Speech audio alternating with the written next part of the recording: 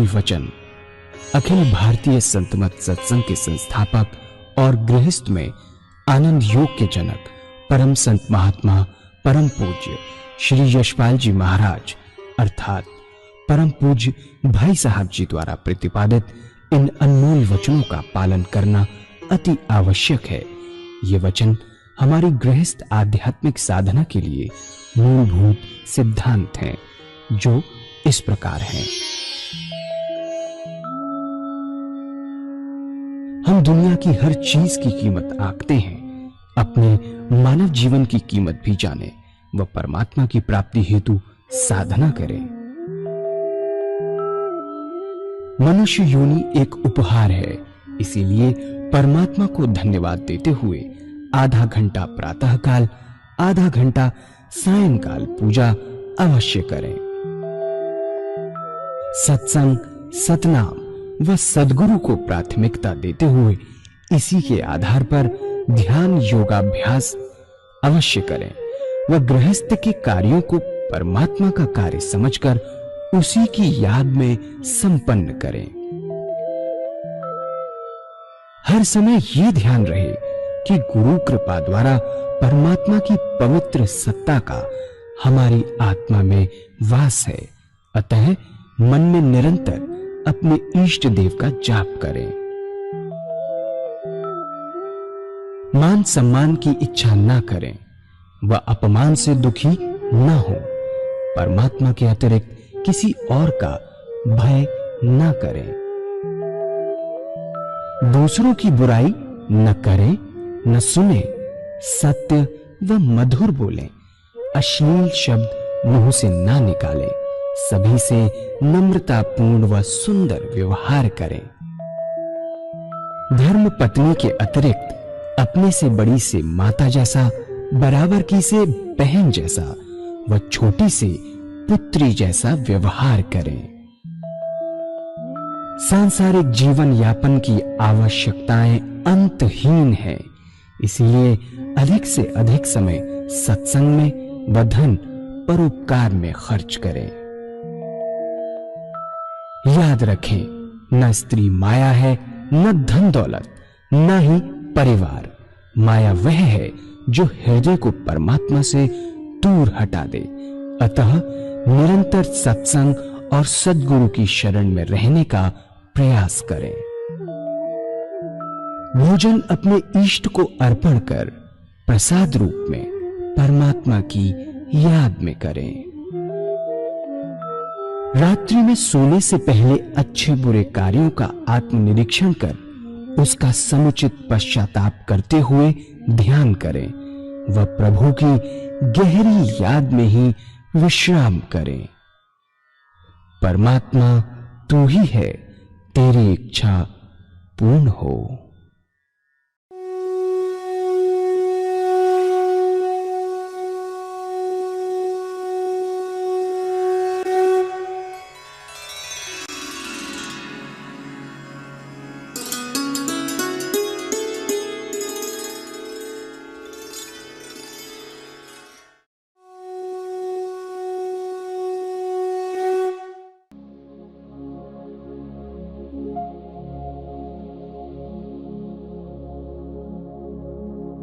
जय सद्गुरुदेव जय पद शरणम श्रेयस रूप चरणों शरणम।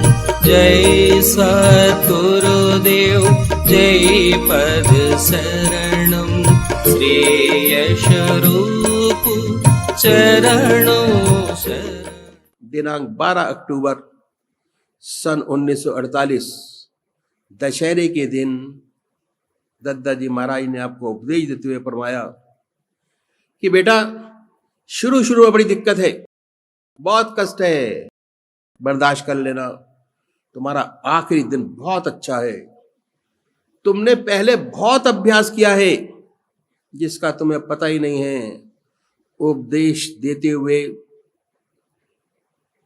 आपकी आत्मा बहुत ऊपर खिंच गई थी। जब आपको होश आया तब पूज्य दद्दा जी महाराज को चिंता होगी कहीं आपके कपड़े ना फट जाएं, और कहा हमारी तवज्जो बहुत सूक्ष्म होती है, जो सीधे आत्मा पर जाकर असर करती है। मालिक से बड़ी आशाएं हैं और सिकंदराबाद से दिल्ली आने के बाद पूज्य दत्ता जी महाराज की आज्ञा अनुसार आप बाबू गिरवर किशन साहब से मिलने तिमारपुर पहुंचे।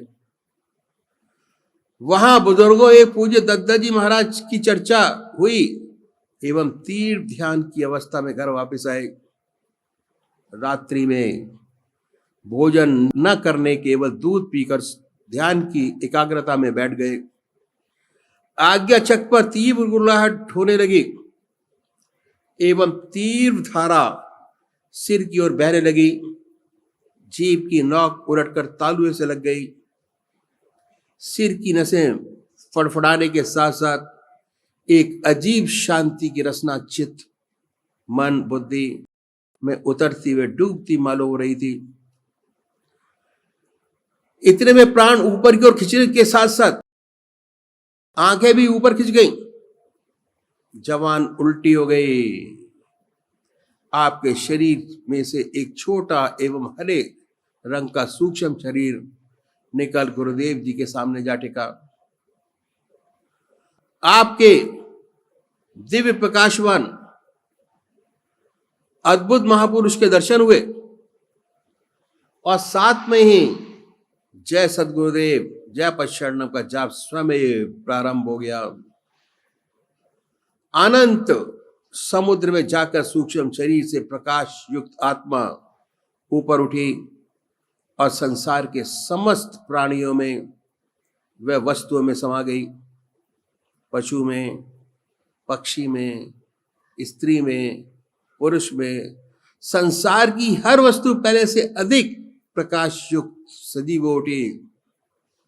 आपकी गर्दन निर्जीव एक तरह झुक गई और इस बेहोशी को देखकर पूज्य माता जी घबरा गई। काफी हिलने डुलाने के बाद भी आपको होश न आया और सांसों का आना जाना बिल्कुल बंद हो गया था और नस भी बंद थी। अगर शरीर गर्म न होता तो माता जी चीख उठती और अड़ोस पड़ोस को शोर मचा जाता। ऐसे समय परमात्मा की कृपा से पूज्य माता जी में ये बात उतर गई कि अगर मेरा पतिव्रत धर्म सच्चा है तो इनका अनिष्ट नहीं हो सकता। फिर किस प्रकार आपकी आत्मा शरीर में वापस आई, इसका होश न रहा। इसके बाद ध्यान, आनंद, शांति का परावार न रहा। इन अनुभवों को पत्र द्वारा पूज्य दत्ता जी महाराज को आपने सूचित किया। इस प्रकार पूजा प्राप्त करने के 12 दिन के अंदर पूज्य दत्ता जी महाराज का उत्तर था, बेटा ये मार्ग हृदय के विकास और प्रेम का है। जब मालिक की असीम दया कृपा होती है तब ये आत्मिक उड़ान व उत्थान प्राप्त हुआ करती है। सचमुच जितना ही विश्वास व प्रेम जिसके दिल में गुरु के प्रति होता है उतनी ही उसकी उन्नति की आत्मिक चढ़ाई स्वयं हुआ करती है। क्या पता कि परमात्मा ने तुम्हारे रूप में ही वह बालक हमको दे रहा हो जिसके बारे में हमारे फतेहगढ़ वाले महात्मा जी रामचंद्र जी महाराज फरमाया करते थे कि एक ऐसा प्रेमी तुम्हें मिलेगा जो तुम्हारा और हमारा नाम ऊंचा कर देगा। परमात्मा से यही प्रार्थना है कि वे अपना सच्चा प्रेम व ज्ञान प्रकाश आपको प्रदान करे। आपने अपने सद्गुरुदेव जी का यह पत्र पाकर अपार हर्ष हुआ। प्रत्येक शब्द प्रकाश युक्त न लग रहा था एवं प्रकाश हृदय में मस्तिष्क में समा रहा था। उस दिन रात्रि के 12:30 बजे जब आपकी एकाएक खोली तो अनोखी बांसुरी की तान आकाश से उतरती हुई मालूम हुई। उसी आनंद में हृदय की तान के साथ साथ कूदने लगा। आपको ऐसा अनुभव हुआ कि एक हल्की सी आवाज कह रही हो, क्या तू इसे साधारण बांसुरी की तान समझता है? ये तो कृष्ण जी के स्वयं मुखार बिंद से बांसुरी बजाई हुई की तान है।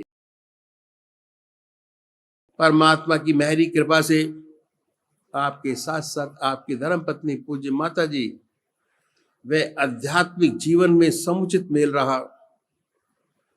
परम पूज्य दत्ता जी महाराज ने आपको उपदेश देने के दूसरे वर्ष 1949 में दूसरी पूजा प्रदान की। इस वर्ष आपकी पत्नी पूज्य माता जी को भी बैत अता फरमाई। आप अपनी साधना के विषय में सदगुरुदेव को सूचना पत्र उत्तर में लिखा कि आपने जो स्वप्न दादाजी गुरु महाराज परम संत महात्मा मौलाना फजल अहमद खान साहब के संबंध में रेल में सफर करते समय मैदान में भीड़ के संग देखा है, बहुत सुंदर है। और ये खुशकिस्मती से दिखाई दिया है जब अपने सदगुरुदेव से प्रेम इतना बढ़ जाता है कि दोनों आत्माएं एक ही हो जाती हैं, तब जीवन मुक्त आत्माओं के दर्शन भी स्वयं आदि सुंदर रूप से हुआ करते हैं। जून 1951 पूर्ण दत्ता जी महाराज ने आपको इजाजत देते हुए फरमाया कि आज हम यशपाल को इजाजत देते हैं कि इस अजीज से उम्मीद है कि जहां जाएगा वह परमात्मा चाहेगा तो हर जगह सत्संग कायम करेगा। परमात्मा चाहेगा तो इस अजीज से मिशन को काफी तरक्की मिलेगी। ईश्वर मालिक है। परम पूज्य परम संत महात्मा बिजमोहन लाल जी महाराज 17 जनवरी 1955 को समाधि लेने के पश्चात पूज्य भाई साहब जी महसूस करने लगे पता नहीं कि आगे क्या होगा। उस समय जबलपुर में थे। सब सत्संगी भाइयों ने आपसे कहा कि अब आप सब अपने अपने घरों में बैठकर अभ्यास करें, कोई सत्संग नहीं होगा। 2 दिन के बाद रात्रि में आपको महसूस हुआ कि पूज्य दत्ता जी महाराज सशरीर आए और झंझोर कर नाराजगी के साथ कहा कि क्या तू मेरा काम नहीं करेगा। तब आपको विश्वास हो गया कि सदगुरुदेव पूज्य दत्ता जी महाराज मौजूद हैं और आपके साथ हैं। आपने पुनः यथावत सत्संग करना शुरू कर दिया। अगले वर्ष 1956 में पूज्य दत्ता जी महाराज की पहली बरसी पड़ी एवं बंबई भंडारा का आयोजन हुआ। परमात्मा की कृपा से PNT डिपार्टमेंट की कॉन्फ्रेंस में एक रिसर्च पेपर प्रेजेंट करने के लिए पूज्य भाई साहब जी को बंबई जाना पड़ा। और वहां पर भी अनुभव यह हुआ कि सब कुछ करने कराने वाले पूज्य गुरुदेव हैं और आप हमेशा हमारे साथ हैं। जबलपुर से दिल्ली ट्रांसफर होने के बाद 2-3 सत्संगियों के साथ आपने सत्संग कराना प्रारंभ किया। धीरे धीरे सत्संगियां बढ़ती गई। सन 1958 रामनवमी के दिन पहला भंडारा आध्यात्मिक उत्सव राष्ट्रपति भवन के लॉन में संपन्न हुआ। वहां 12 वर्ष तक यानी 1969 तक भंडारा संपन्न होता रहा। इस दुर्लभ विद्याओं को यथावत सद्गुरुओं के उपदेशों के अनुसार प्रचार व प्रसार होते आपने अखिल भारतीय सदमत सत्संग की स्थापना की 1969 में। उस समय बहुत कम लोग थे। जब आपने इस संस्था का नाम अखिल भारतीय सतपथ रखा तो कोई भाइयों ने कोई भाई साहब जी का परिहास उड़ाया कि इतने कम लोग और नाम अखिल भारतीय सतपथ सत्संग। ये उनकी दूरदर्शिता थी एवं विश्वास का ही फल था कि आज अखिल भारतीय सतपथ सत्संग का ये स्वरूप आपके सामने है। इसका उद्देश्य ग्रस्त साधकों के लिए गृहस्थी के सारे काम धर्मानुकूल करते हुए साधन की सहज विधि द्वारा आत्म साक्षात्कार के दर्जे तक पहुंचाना है। सन 1959 में ऐसे हालत बने कि आपने निश्चय किया कि क्यों अपनी जगह ले ली जाए और सन 1970 में ग्राम अनंतपुर में अखिल भारतीय सतपथ सत्संग के लिए आश्रम के स्थान का चयन हुआ। और यहीं पर भंडारे का कार्यक्रम निश्चित हुआ। उस समय बहुत बड़ी परेशानी यहां पर थी, अधिक परेशानी पानी की थी। इस पथरीली इलाके में पानी कहां, बड़ी मुश्किल का सामना था। भंडारे के प्रोग्राम जा चुके थे, पानी का नाम नहीं। पहाड़ी इलाका, आसपास के इलाकों में पानी की भारी कमी थी। परम पूज्य भाई साहब जी ने सिलसिले के बुजुर्गों और परम पिता परमात्मा का ध्यान करके एक स्थान पर जमीन पर निशाना लगाया, और खुदाई करवाने के लिए कहा। 12-14 फीट पर ही पानी काफी मिल गया। ये सूचना परम पूज्य भाई साहब जी को दी तो उन्होंने परमात्मा बुजुर्गों का धन्यवाद दिया। उस जल से पूरे भंडारे का कार्यक्रम अनंतपुर में सफलतापूर्वक संपन्न हुआ। ये कुएं का पानी स्वादिष्ट और गंगा जल की तरह पवित्र एवं उच्च कोटि का है। तभी से यहाँ पर यह भंडारा निरंतर होता चला रहा है। यहाँ पर साप्ताहिक व मानसिक सत्संगों के अलावा वर्ष में 3 प्रमुख सत्संग कार्यक्रम का आयोजन होता चला रहा है। यह प्रमुख कार्यक्रम है जुलाई में गुरु पूर्णिमा, 5 दिसंबर परम पूज्य भाई साहब जी का जन्मोत्सव, मार्च अप्रैल वार्षिक भंडारा। इस सत्संग कार्यों में सद्गुरुओं की सुधाधार से लाभान्वित होने के लिए देश के विभिन्न प्रदेशों से हजारों की संख्या में सत्संगी भाई, श्रद्धालु, भक्तजन आते हैं। और साथ ही हर शाखा पर रविवार, गुरुवार के सत्संग का कार्यक्रम तो होता रहता है। आपके संपर्क में अनेक श्रद्धालु भक्त आए और सत्संग की शाखाएं बढ़ती चली गई। वर्तमान में अखिल भारतीय सद्गुरु सत्संग का स्वरूप, पूज्य सदगुरुदेव जी आध्यात्मिक यात्रा का समूल विवरण, पूज्य माता जी श्रीमती रूपवती देवी के जिक्र के बारे में अधूरा ही रहेगा। इसलिए पूज्य माता जी के विषय में सेवक संक्षेप रूप से आप सभी के समक्ष रखने का प्रयास करेगा। सदगुरुओं की श्रृंखला में पूज्य माता जी का इस स्वरूप, ये प्रकाश पुंज पृथ्वी पर 10 दिसंबर 1922 को अवतरित हुआ और लगभग 90 वर्ष की आयु में दिनांक 3 नवंबर 2011 को प्रभु प्रेम में एकाकार हो गया। परम पूज्य माता जी का आजीवन अपने आराध्य देव पतिदेव परम पूज्य संत महात्मा श्री यशपाल जी महाराज के साथ परछाई की तरह रहकर जनमानस में दिव्य प्रभु प्रेम संचालित करने के महान कार्य में अद्वितीय सहयोग प्रदान करती रही। पूज्य माता जी के जीवन दर्शन को देखने से प्रतीत होता है कि आपके व्यक्तित्व का निर्णय जिन 3 प्रमुख साधनों से हुआ, वह सेवा, त्याग और समर्पण। आप पूज्यवर भाई साहब जी के साथ सत्संगियों की सेवा में दिन रात जुटी रही।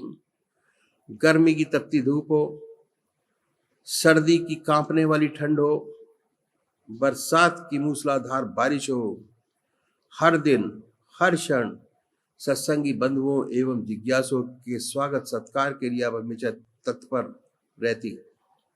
ये सब करते हुए आपको अपनी सुविधा की कंचित चिंता नहीं होती थी। पूज्य गुरुदेव जी की आध्यात्मिक उपलब्धि एवं अखिल भारतीय सत्संग के व्यापक विस्तार की पृष्ठभूमि में आपकी निष्ठा, समर्पण और सहयोग का जो योगदान है, उसे भुलाया नहीं जा सकता। पीएनटी विभाग में सर्विस में रहते हुए परम पूज्य भाई साहब जी के प्रमुख ने बताया कि आपका नाम विदेश जाने के लिए रिकमेंड किया गया है, आपकी सहमति चाहिए। आपने कह दिया कि मैं अपने निर्णय घर पर बात कल बताऊंगा।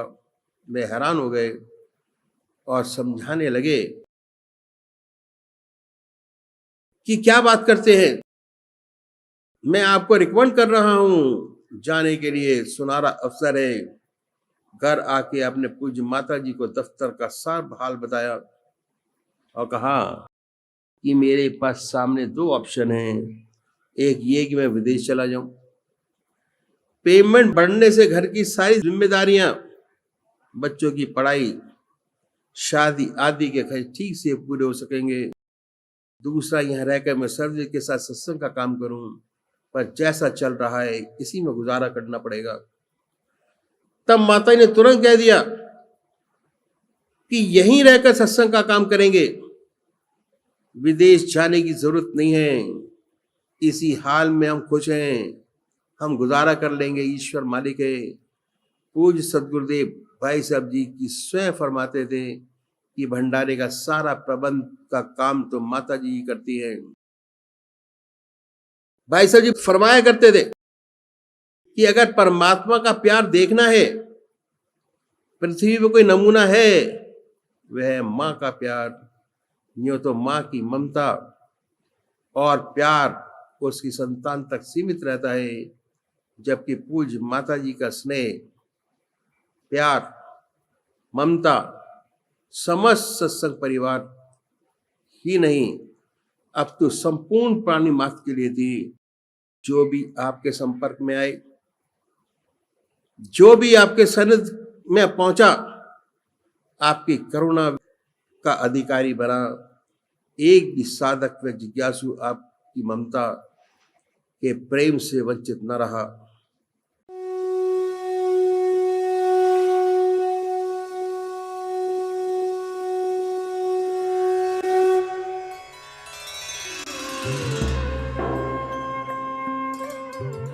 ध्यान योग के कार्यक्रम आनंद योग से निशुल्क जुड़ने के लिए संपर्क करें 9810239677।